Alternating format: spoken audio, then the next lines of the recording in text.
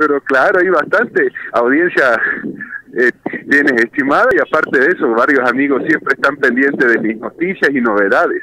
Así que tengo que mandar un abrazo a tus amigos también de Portachuelo y de otros lugares que me están escuchando. ¡Qué bien! ¡Qué alegría! ¿Cuánto tiempo, Paula Antonia, que no nos comunicábamos? Ayer hemos intercambiado un poquito unos mensajes, una coyuntura muy particular la que estamos viviendo. Habíamos hablado con Pablo Antonio antes de las elecciones, ¿te acordás? Ah, vos no estabas aquí, Miguel, cuando nos hizo una radiografía de los candidatos, de las 9 candidaturas que estaban entrando a disputar las elecciones del 20 de octubre. Hemos visto ya el resultado de esas elecciones y todo lo que se ha desencadenado hasta ahora. ¿Cuál es tu lectura, Pablo Antonio?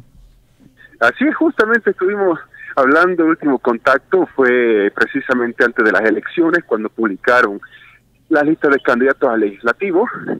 Sabíamos que estos momentos, estos días iban a llegar, que iban a ser muy complicados. En este instante, por ejemplo, te comento que aquí en la ciudad de La Paz, en la zona sur, donde vivo, la gente ha salido a las calles con sus banderas bolivianas, están agolpados inclusive en el hotel donde está Luis Fernando Camacho. La policía recibe cada vez su salteñita, su empanada tucumana, la gente sale con bocinas.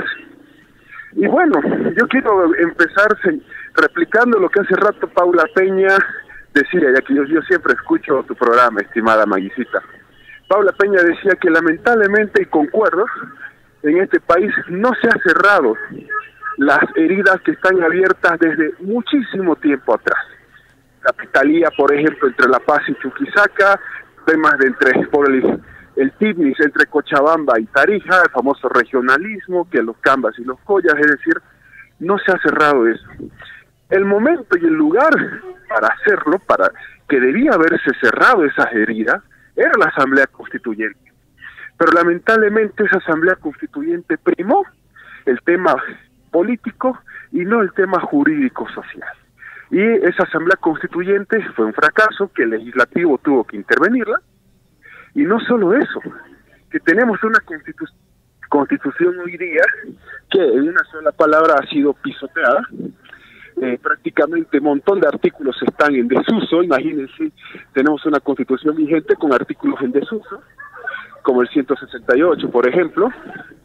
Y hoy día la crisis ya está, y lo que hay que hacer es buscar y darle soluciones al país, porque ya es lo que la gente está esperando. Desde tu perspectiva, Pablo Antonio, vos que sos estudioso, no solamente estás viendo este momento, tenés en tu memoria lo que ha pasado antes, en otros periodos, en otros momentos de la política nacional. ¿Cuáles son las posibles salidas a esta crisis que vive Bolivia?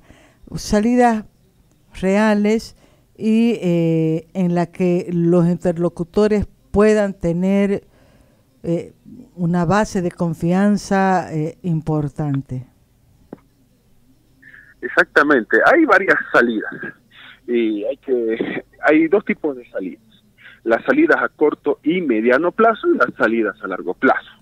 Algunas salidas son descabelladas, pero están sobre el tapete, no las he puesto yo por si acaso, y hay otras que hay que analizar. Por ejemplo, la salida de la las solución descabelladas por el desastre que ha planteado el ministro Javier Zabaleta con una docena de muertos por día. Claro, nos enseña de que hay políticos, todavía hay políticos de que entre líneas dicen las cosas, de que no tienen la capacidad o la valentía de decir las cosas de frente, pero entre líneas la dicen, es decir, la solución por el desastre. Vayamos de una vez a los golpes, a las armas, a los tiros, y vemos qué pasa. Que esa, por supuesto, no es una salida en estos instantes. No podemos nosotros ni siquiera tomar en cuenta lo que el señor Zabaleta dice entre líneas. Ahora, hay otros tipos de salidas, y las salidas no tienen que ser como dice Javier Zabaleta, tienen que ser apegadas a la constitución política del Estado. Hay la salida que la oposición y los que estamos en las calles deseamos, que es renuncia de las del presidente y del vicepresidente, convocatoria a nuevas elecciones y con un nuevo tribunal, un nuevo padrón para pacificar. Ahora, obviamente hay la otra salida, la que el gobierno propone, esperar a que el resultado de la auditoría dé o segunda vuelta electoral, y soy directo en esto, o que se anulen las elecciones y se repitan, que es lo que el gobierno está esperando. Y ojo, porque las personas que me están escuchando tienen que saber que cuando pedimos anulación de nuevas elecciones, la palabra anulación, Marisita, y aquellos que me escuchan, tiene que estar acompañada de algo más.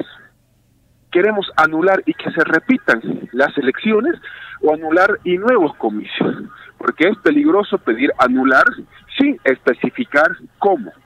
Porque si anulamos estas elecciones, la OEA puede decir, el principal problema fue el 20 de octubre, anulamos hasta el vicio más antiguo, que es un término jurídico legal, y se repiten y convocamos a nuevas elecciones con la misma papeleta. Exacto. Exactamente. Entonces, por eso es anular, pero ¿en base a qué? Anular y convocar a nuevas elecciones generales. Y, por sobre todo, hay que tener también cuidado con la frase anular y nuevas elecciones, porque anular y nuevas elecciones sin respeto a la Constitución va a implicar que, por ejemplo, Evo Morales y García Linera quieran postularse otra vez, sabiendo de que el mandato constitucional es absolutamente claro. Entonces, entonces hasta el momento vemos tres salidas. La salida, ¿cómo se llama?, de la solución por el desastre al estilo Javier Zabaleta, estrellémonos las cabezas unos contra otros y generemos 12 muertos por día, que esa afirmación me parece muy morbosa, que la ha dicho el ministro de Defensa. Obviamente hay la salida que plantea la oposición, la salida del oficialismo, que se esperará que la OEA dé resultado, y en negociación siempre se habla de la salida intermedia, es decir, donde unos ceden unas cosas y otros ceden otras cosas. Ahí es cuando los interlocutores válidos de unos y de otros se reúnen para ver qué es lo que se tiene que plantear. Pero obviamente hay que tomar en cuenta de que el MAS no tiene interlocutores que sean reconocidos o que tengan credibilidad ante la población. Porque si va a negociar, digamos, en una hipotética negociación, Carlos Romero, Javier Zabaleta, Adriana Salvatierra, Juan Ramón Quintana, estamos de seguro de que la población no va a querer que esos interlocutores sean válidos para negociar algún punto o sentarse en una mesa a conversar, no necesariamente llegar a un acuerdo con esto. Ahora, pero en un momento hay que tomar en cuenta, y eso le digo yo a las personas que nos escuchan, se va a tener que negociar el oficialismo y se va a tener que sentar oposición a sentarse a negociar. Eso es ineludible, que en algún momento va a suceder. Es decir, tiene que llegar a suceder. Lo que hay que hacer es que ambas partes están obligadas para pacificar el país a ceder. ¿Qué es lo que tienen que ceder? Ese es el punto en cuestión. Porque, por ejemplo, si quiere un nuevo Tribunal Supremo Electoral, sí.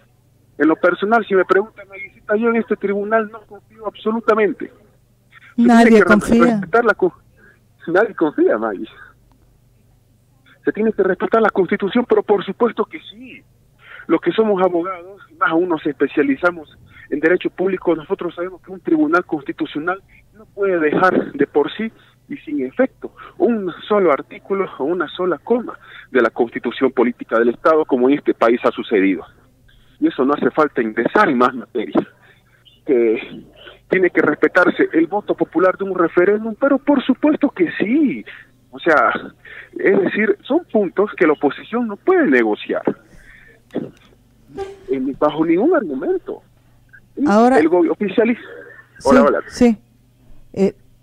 Paul, ¿vos crees, vos que estás en la sede de gobierno, que estás sintiendo ahí cómo se mueve la política, que podés medir esa sensación que hay entre la gente que está con el MAS, la gente que está contra el MAS, la gran cantidad de personas que se están manifestando pidiendo la renuncia del presidente?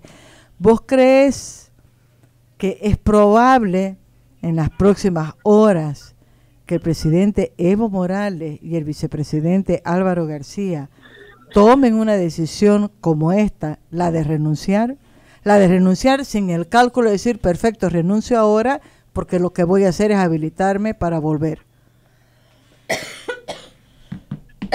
Entiendo, claro, se entiende obviamente la pregunta y la respuesta primero pasa por lo siguiente.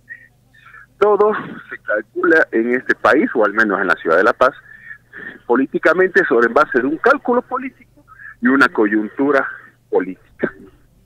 Todo se hace así, no se hace en virtud de un acuerdo jurídico-social, o menos en un acuerdo económico.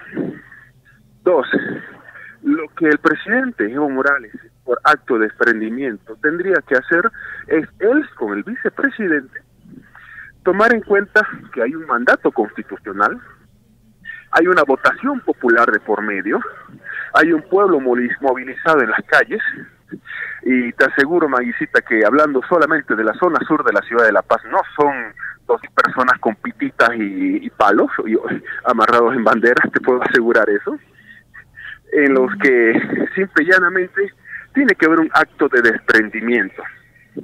¿Por qué me dirán? Porque la historia es cíclica, es increíble, pero la historia siempre se repite. Santayana siempre decía, aquellos que no recuerden el pasado están condenados a repetirlo. Y las típicas frases, no voy a renunciar, de Evo Morales, Goni el 2003. Es un golpe de Estado, yo soy el presidente, Evo Morales 2003.